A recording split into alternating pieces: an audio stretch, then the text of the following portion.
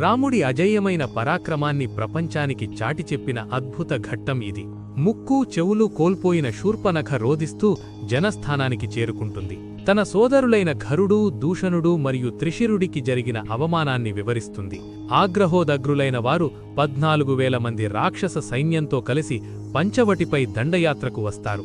వారి రాకతో అడవి అంతా రాక్షస ధ్వనులతో నిండిపోతుంది.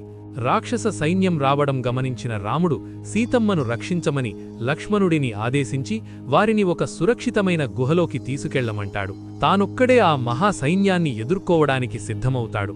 అగస్త్య మహర్షి ఇచ్చిన వైష్ణవ ధనుస్సును ధరించి రాముడు రణరంగంలో కాల యముడిలా నిలబడతాడు.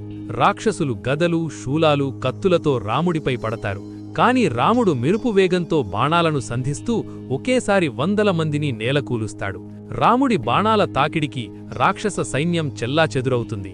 ముందుగా దూషణుడిని, ఆ తర్వాత త్రిశిరుడిని, చివరగా అత్యంత బలవంతుడైన ఖరుడిని రాముడు తన బాణాలతో సంహరిస్తాడు.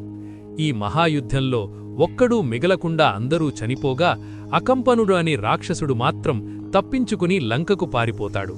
రావణుడి వద్దకు వెళ్లి, రాజా, జనస్థానం నాశనమైంది, ఖర దూషణులు మరణించారు, ఆ రాముడు మనిషి కాదు, సాక్షాత్తు దైవం అని చెబుతూ రాముడిని దెబ్బతీయాలంటే అతని భార్య సీతను అపహరించడమే మార్గమని నూరిపోస్తాడు. నెక్స్ట్ ఎపిసోడ్ కోసం ఇప్పుడే సబ్స్క్రైబ్ చేయండి. జై శ్రీరామ్.